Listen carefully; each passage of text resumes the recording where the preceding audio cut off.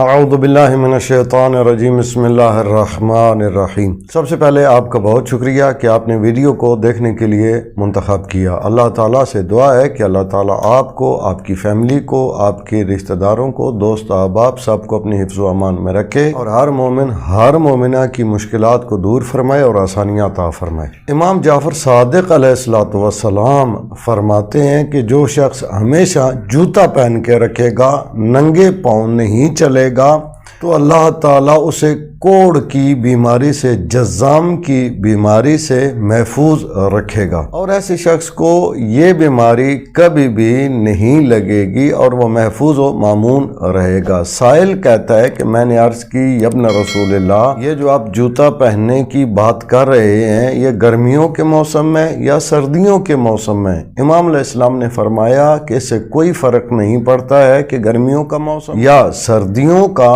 موسم ہو، ہر موسم میں یہی حکم ہے کہ اگر جوتا پہن کے رکھے گا تو ایسا شخص اس بیماری سے محفوظ رہے گا۔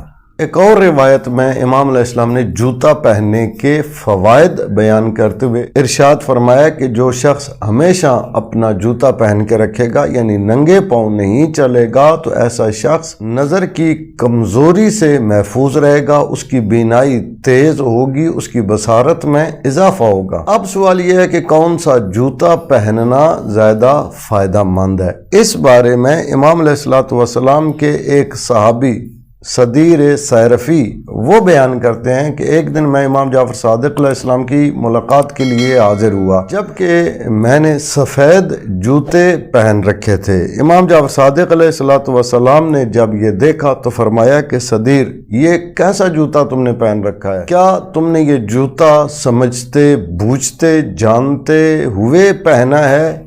صدیر کہتے ہیں کہ میں آپ پر قربان جاؤں، نہیں ایسا نہیں ہے، بلکہ ویسے ہی میں نے یہ سفید جوتا پہن رکھا ہے۔ صدیر کہتے ہیں کہ اس کے بعد امام جعفر صادق علیہ السلام نے فرمایا کہ جو شخص سفید جوتا خریدنے کی نیت سے بازار میں جائے اور سفید جوتا خرید کر لے آئے تو وہ جوتا پرانا ہونے تک اللہ تعالیٰ اس شخص کو ایسی جگہ سے مال و دولت عطا فرمائے گا کہ جہاں سے انسان کا وہم و گمان بھی نہیں ہوگا۔ ابو نعیم ایک اور شخص ہیں، یہ کہتے ہیں کہ صدیر نے مجھے یہ بتایا ہے کہ امام علیہ السلام کے اس فرمان کے مطابق جب میں نے سفید جوتا والا عمل انجام دیا تو وہ میرا جوتا پرانا ہونے سے پہلے، خراب ہونے سے پہلے مجھے 100 دینار ایسی جگہ سے ملے جہاں سے میرا وہم و گمان بھی نہیں تھا۔ اسی طرح زرد جوتا کے متعلق امام علیہ السلام ارشاد فرماتے ہیں کہ زرد جوتا پہنو اور زرد جوتے کے جو فیوز اور برکات ہیں ان سے فائدہ اٹھاؤ۔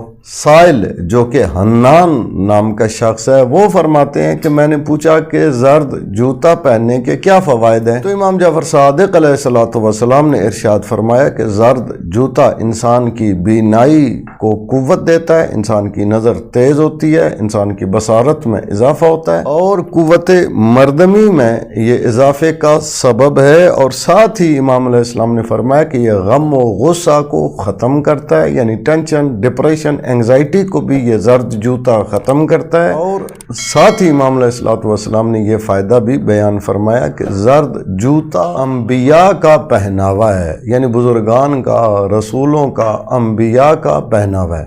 اب آخر میں یہ سوال کہ کون سا جوتا نہیں پہننا چاہیے، تو حنان کی ہی روایت ہے۔ حنان بیان کرتے ہیں کہ میں امام جعفر صادق علیہ السلام کی خدمت میں حاضر ہوا، جبکہ میں نے سیاہ جوتا پہن رکھا تھا، بلیک جوتا پہن رکھا تھا۔ امام علیہ السلام نے جب مجھے دیکھا تو امام نے فرمایا کہ یہ سیاہ جوتا کیوں پہن رکھا ہے؟ کیا تم اس کے نقصانات سے اور برے اثرات سے واقف نہیں ہو؟ حنان کہتے ہیں کہ میں نے عرض کی یا ابن رسول اللہ، مجھے معلوم نہیں ہے سیاہ جوتا پہننے کے نقصانات اور برے اثرات کیا ہیں۔ امام علیہ السلام نے ارشاد فرمایا کہ سیاہ جوتا نظر کو کمزور کرتا ہے، انسان کی بینائی کو کمزور کرتا ہے، قوت مردمی میں کمی کا سبب ہے، اور یہ سیاہ جوتا ظالم جابر لوگوں کا پہناوا ہے، لہذا اس سے بچنا چاہیے۔ اگر یہ ویڈیو آپ کو پسند آئے تو اسے دوسرے مومنین مومنات تک لازمی شیئر کیجئے گا، اس لیے کہ یہ دین اہل بیت علیہ السلام کی تعلیمات ہیں، جو ان پر عمل کرے گا وہ دنیا میں بھی فائدہ اٹھائے گا اور آخرت میں بھی فائدہ اٹھائے گا۔ اور اگر کوئی مومن یا مومنہ ان دینی تعلیمات پر عمل کر کے ان سے فائدہ اٹھاتے ہیں تو اس کا اجر آپ کے اور بندہ حقیر کے نام اعمال میں درج کیا جائے گا۔ اپنا اور اپنے چینل رہ نجف کا خیال رکھیے گا۔ اللہ تعالیٰ سے دعا ہے کہ امام زمان عجل اللہ فرج شریف کے دور پر نور میں تعجیل فرمائے، تمام مومنین مومنات کی حفاظت فرمائے اور پریشانیوں مشکلات سے نجات عطا فرمائے۔ اللہم صلی علی محمد وعلی محمد وعجل فرجہم۔